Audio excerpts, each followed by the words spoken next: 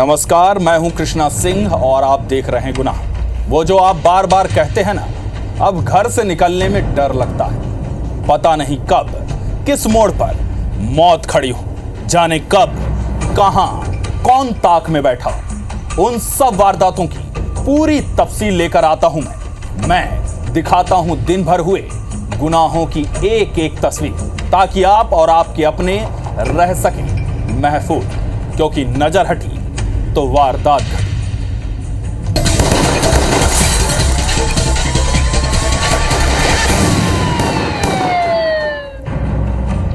अब आपको एक ऐसी कहानी बताएंगे जो गांव में अक्सर देखी और सुनी जाती है। गांव में अक्सर इश्क में डूबे आशिक अपनी प्रेमिकाओं से मिलने रात के अंधेरे में उनके घर जाते हैं, लेकिन कभी ऐसा भी वक्त आता है कि जिस घर में वो कूदे होते हैं वो घर उनकी कब्रगाह बन जाता है। ये कोई कहानी नहीं, ग्वालियर में कुछ ऐसा ही घटा है जिसमें एक युवक ने अपनी जान गंवा दी।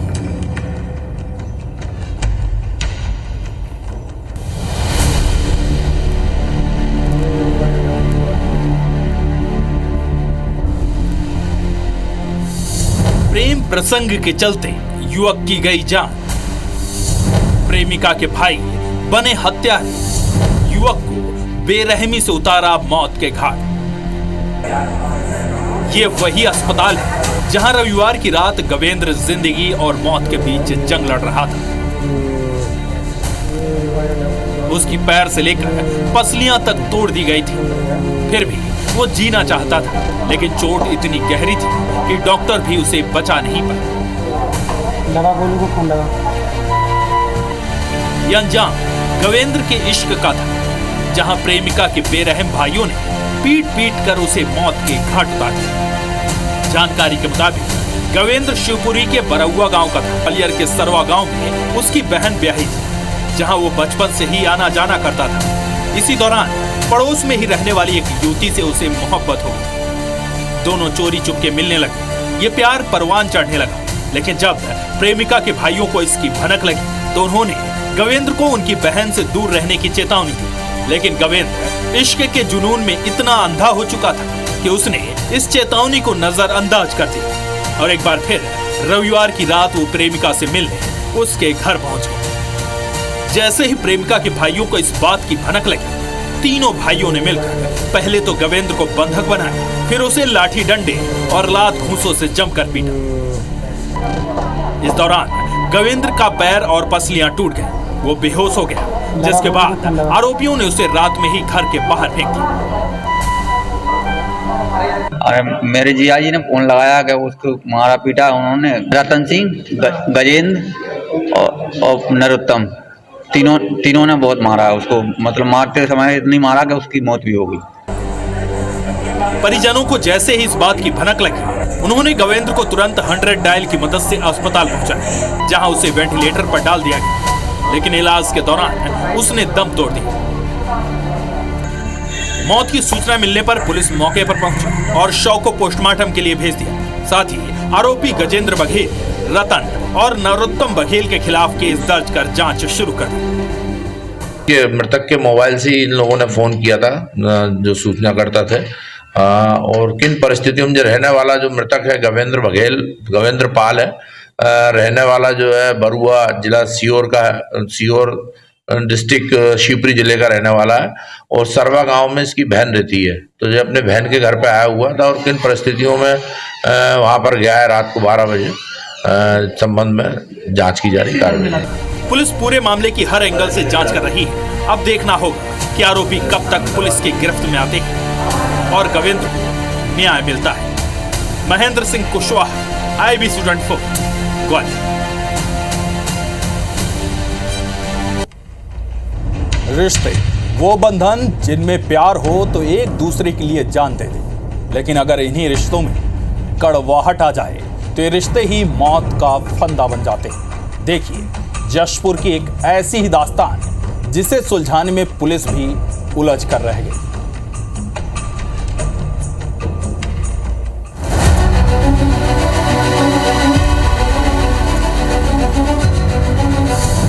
कत्ल की रात, अंधेरे में पुलिस, कैसे हुई मौत, किसने किया कत्ल, शराब की आदत, दुश्मन कौन। जशपुर में हुई ओसवाल टोप्पो की अचानक मौत ने सभी को हैरान कर दिया। वो शाम तक बिल्कुल ठीक था।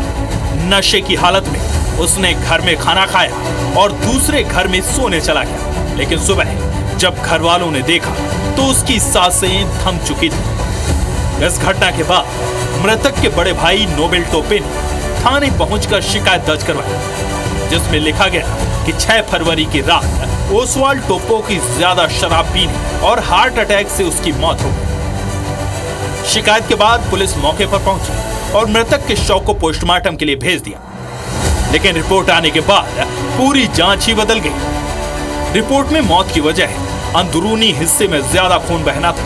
ऐसे में पुलिस ने अज्ञात व्यक्ति के खिलाफ हत्या का केस दर्ज कर जांच शुरू कर दी, जिसके बाद गांव वालों से भी पूछताछ की गई। गांव वालों से पूछताछ में जो खुलासा हुआ उसे पुलिस को केस सुलझाने में मदद मिली। पुलिस ने शंका के आधार पर बड़े भाई को गिरफ्तार कर कड़ाई से पूछताछ की तो उसने पूरा जुर्म कबूल कर लिया। डेड बॉडी पे बहुत जाहिरा तौर पे कोई निशान नहीं थे, लेकिन एक हल्का सा चोट का निशान था। इसने पीएम कराया और पीएम में डॉक्टर ने जब ये रिपोर्ट दिया कि अंदरूनी चोट है और अत्यधिक रक्तस्राव के कारण मृत्यु हुई है, फिर हत्या का मामला पंजीबद्ध किया गया, विवेचना शुरू की गई और अंततः शक की सुई उसके भाई पर ही आकर टिकी। पहले तो वो इनकार करता रहा, लेकिन जब मनोवैज्ञानिक तरीके से पूछताछ किया गया तो उसने स्वीकार किया कि उसी ने ही लाठी से उसे प्रहार किया था। और अभी विवेचना जारी है। हत्या के और भी क्या कारण हो सकते हैं, इस पर भी हम काम कर रहे हैं। फिलहाल इसे हिरासत में लेकर पूछताछ किए जा रहे हैं। पूछताछ में आरोपी ने बताया कि मृतक शराबी था, वो आए दिन घर वालों से झगड़ा करता था। घटना की रात भी उसने झगड़ा किया। गुस्से में आकर उसने बांस के डंडे से पीटकर उसकी हत्या कर दी और घर आकर सो गया। पुलिस ने आरोपी को गिरफ्तार कर जेल भेज दिया है और आगे की कार्रवाई में जुट गई है। प्रियल जिंदल, IBC 24, जशपुर। जबलपुर में एक महिला की निर्मम हत्या कर दी गई। घटना सिहोरा थाना क्षेत्र की शांतिनगर कॉलोनी की है, जहां आरोपी देवर ने अपनी भाभी की हत्या कर दी। आरोपी का नाम राजेंद्र कोल है, जिसका अपनी भाभी से अक्सर घरेलू विवाद होता था। ऐसे ही पारिवारिक विवाद पर आरोपी ने अपनी भाभी ललिता कोल के सिर पर साइकिल के गियर से हमला कर दिया। चोट लगने से बुरी तरह घायल महिला ने मौके पर ही दम तोड़ दिया।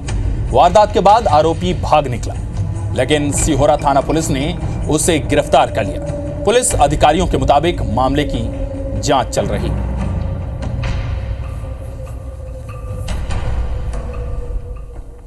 राजेंद्र कोल वो अपनी ही भाभी दामिनी कोल को किसी बात को लेकर गुस्से में आकर जो साइकिल की चैन होती है गियर, उससे उसके गले में तेज वार कर दिया, जिससे अत्यधिक रक्तस्राव होने से घटनास्थल पर ही उसकी मृत्यु हो गई। इसमें राजेंद्र कोल के खिलाफ हत्या का अपराध दर्ज कर लिया गया है और उसको पुलिस अभिरक्षा में ले लिया गया है और आगे इसमें जांच विवेचना की जा रही है। भिंड में एक दिव्यांग युवक की बेरहमी से हत्या कर उसे सरसों के खेत में फेंक दिया गया। जब परिजन सुबह खेत में शौच के लिए पहुंचे तो वहां मृतक सुरेंद्र खून से लथपथ लाश पड़ी हुई थी। ये देख उनके होश उड़ गए, जिसके बाद पुलिस को सूचना दी गई। पुलिस ने फॉरेंसिक टीम और डॉग स्क्वाड को बुलाकर जांच शुरू कर दी। पुलिस के मुताबिक ये मामला सुरपुरा के सोनेवाल गांव का है, जहां किसी अज्ञात आरोपी ने सुरेंद्र की हत्या कर दी है। फिलहाल केस दर्ज कर मामले की जांच की जा रही है। जल्द ही आरोपी पुलिस की गिरफ्त में होगा। गंजा फंजा बजा रहा हूँ, ऐसे यहाँ लाश पड़ी है। देखा तो गए बगल में भाभी रहती थी, बिन्ने गई तो सुरेंद्र कोई चीज़ बार हो गई। उसके बाद में सब हम लोगों को पता पड़ा, हम भिंड रहा था, भिंड फोन आया हमारे पास। फोन आया तो हम गए यहाँ से। जिस किसी की नहीं बता रहे लोग कि 2 दिन पहले उदन खेड़े का कोई मास्टर है, उससे कुछ वो हुआ था। तो उसका हत्या की गई है, मामला इसके बाद इन्वेस्टिगेशन में है। रिपोर्ट आने में पता लगेगी, लेकिन फिर भी हो सकता है कि वो गन शॉट हो। और एसपी साहब ने मेरे को फ़ोन किया था कि ये वहाँ पे कोई मतलब एक व्यक्ति मृत पड़ा हुआ है संभवतः मर्डर का है। तो ये गाँव के लोगों द्वारा भी मुझे सूचना दी गई। तत्काल मैं यहाँ पे आया, पूरी फोर्स पुलिस थाने की आई। तो तत्काल भिंड से फिंगरप्रिंट वालों को, डॉग स्क्वाड टीम को बुलवाया और चूँकि हमारे FSL अधिकारी मुरैना में बैठते हैं तो उनको ही बुलवाया। तो सभी लोगों अपने अपने जाँच करके जो भी अपना प्रक्रिया पूरा करके उसके बाद अभी PM के लिए ले जा रहे हैं। और पूरा जो भी PM के बाद जो भी जानकारी निकलेगी सब इस पर आपको आगे। ग्वालियर साइबर क्राइम पुलिस ने नोएडा से इंजीनियरिंग के 3 ऐसे छात्रों को गिरफ्तार किया है जो डिजिटल अरेस्ट और ऑनलाइन ठगी के लिए हॉस्टल के स्टूडेंट्स के बैंक खाते खुलवाकर चाइनीज गैंग को हैंडओवर करते थे। जब इन खातों में ठगी का पैसा आ जाता था तो उसमें से 6% कमीशन काटकर बाकी पैसे चाइनीज गैंग को दे देते थे। ये पूरा रैकेट टेलीग्राम ऐप पर चल रहा था। ग्वालियर के BSF इंस्पेक्टर को डिजिटल अरेस्ट कर वसूली गई 72 लाख रुपए में से कुछ रकम इन्हीं आरोपियों के पास पहुंची थी। अब पुलिस तीनों आरोपियों से पूछताछ करने में जुट गई है। आरोपियों में झारखंड निवासी अशफाक अहमद खान, कोटा राजस्थान निवासी अंकित वर्मा, दिल्ली का अखिल सिंह बैस शामिल है। इनके अकाउंट में BSF अधिकारी से ठगे गए रुपए में 29,000 रुपए ट्रांसफर हुए थे। आरोपियों से पुलिस ने 3 मोबाइल, 6 ATM कार्ड बरामद किए। जनवरी महीने में जो डिजिटल अरेस्ट का मामला आया था, इसमें 5 अरेस्ट हो गई हैं। 10 लाख रुपए की राशि जो एक पर्टिकुलर अकाउंट में गई थी उसको होल्ड कराया गया और विक्टिम को वापस कराया गया है। तो इंटर स्टेट रैकेट सामने आ रहे हैं, लेकिन हमारी जो विवेचना टीम है, साइबर की टीम है, उन्होंने बहुत मजबूती से दूसरे राज्यों में जाके रेड किए हैं और 5 आरोपियों को पकड़ा है। आगे भी इस केस में जो कनेक्शन आ रहे हैं, लिंकेजेस आ रहे हैं, उस पर हम लोग काम कर रहे हैं।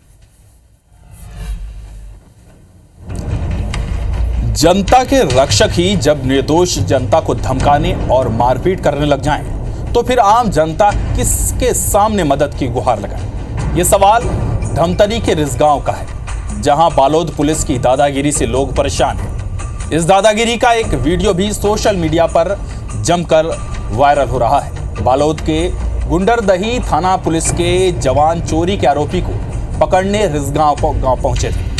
पुलिस ने एक आरोपी को हिरासत में लिया तो दूसरे संदेही घनाराम मरकाम को गाड़ी में बैठाया, जिसके बाद ग्रामीणों ने हिरासत में लेने की वजह जाननी चाहिए। इस बात को लेकर पुलिस और ग्रामीणों के बीच तीखी बहस छिड़ गई। गुस्से में आकर एक जवान ने अपनी पिस्टल को आदिवासी ग्रामीणों के ऊपर तान दिया और धक्का मुक्की कर धमकाने लगे, जिसका ग्रामीणों ने विरोध किया। जिसके बाद पुलिस ने संदेही घनराम को वहीं छोड़कर चली गई। पुलिस की दादागिरी का वीडियो लेकर ग्रामीण SDOP कार्यालय पहुंचे और शिकायत की, लेकिन नगरीय SDOP पुलिस जवानों का ही बचाव करते नजर आए। अब देखना होगा कि पुलिस अधिकारी इस मामले में क्या एक्शन लेते हैं। थाना वाले बताकर गांव वालों को बंदूक दिखाकर बहुत प्रताड़ित की, इसलिए हम लोग पूरा ग्रामवासी थाना में शिकायत करने आए हैं और हमारे आदिवासी क्षेत्र में इस तरह का दोबारा ना करें, इसलिए हम लोग थाना में आए हैं। चोरी का एक प्रकरण है जिसमें करका गांव का निवासी घनाराम मरकाम सस्पेक्टेड था। उसी संबंध में जांच करने के लिए बालोद पुलिस आई हुई थी और ग्रामीणों ने जो है एकजुट होकर उसका विरोध किया। बोला आपके पास कोई कागजात हो तो दिखाओ। ये था पूरा मामला। तो पुलिस वाले के पास पिस्टल था। तो पुलिस से बात हुई मेरी उस जिले की, बालोद जिले से, तो बोल रहे थे कि सस्पेक्टेड था, उसी संबंध में पतासाजी करने के लिए आए थे। खबर दुर्ग से, जहां नवजात को झाड़ियों फेंकने का मामला सामने आया है। बताया जा रहा है कि 2 दिन पहले 2 युवकों ने एक जीवित नवजात को जिला अस्पताल में भर्ती कराया। उन्होंने अस्पताल प्रबंधन को बताया कि नवजात उन्हें रेलवे पटरी के करीब झाड़ियों में रोते हुए मिला। मोहन नगर पुलिस ने दोनों युवकों को संदिग्ध मानकर पूछताछ शुरू की। सख्ती बरतने पर दोनों युवकों ने जुर्म कबूल कर लिया। युवकों ने पुलिस को बताया कि गुरुदर्शन सिंह का प्रेम संबंध शीतल साहू के साथ था, जिसके बाद वो गर्भवती हो गई। लेकिन गुरुदर्शन सिंह पहले से ही शादीशुदा था, इस वजह से वो बच्चे को अपनाने में आनाकानी कर रहा था। युवती ने अपने घर पर ही बच्चे को जन्म दिया और नवजात को खिड़की से बाहर फेंक दिया। इस बीच आरोपी गुरुदर्शन सिंह ने नवजात को उठाया अपने साथी के साथ जिला अस्पताल लेकर पहुंचा और वहां उसने कहानी गढ़ी। पुलिस ने दोनों आरोपियों को अरेस्ट कर जेल भेज दिया है। देखिए, अब ऐसा है कि लड़की जो है वो लड़के के खिलाफ तो कुछ ऐसा कर नहीं रही है। अभी था कि सिर्फ विवाहित नहीं होने के कारण इस बच्चे को रख नहीं सकते थे लोग, इस कारण से इसने, और इसमें एक अहम बात यह है कि ये घर पे प्रेग्नेंट होने के बावजूद भी घर में किसी को पता नहीं चला था और ये स्वयं इस बात चीज को छुपा करके रखी थी और घर के बाथरूम में ही डिलीवर कर। पन्ना से सामने आ रही एक बड़ी खबर आपको बता दें, जहां सीमेंट प्लांट के डंपर और कार में भिड़ंत हो गई है। हादसे में कार सवार एक व्यक्ति की मौत हो गई है। 4 लोगों की हालत गंभीर बताई जा रही है, जिन्हें जबलपुर रेफर कर दिया गया है। सिमरिया थाना क्षेत्र की यह घटना बताई जा रही है।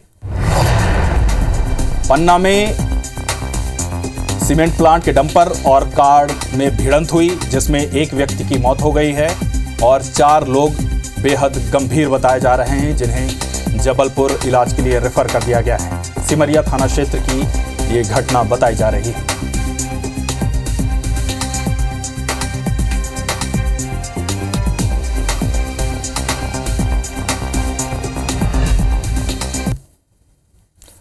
गुनाह में सिर्फ इतना ही। यहां रुकेंगे एक छोटे से ब्रेक के लिए। ब्रेक के इस पार खबरों का सिलसिला जारी रहेगा।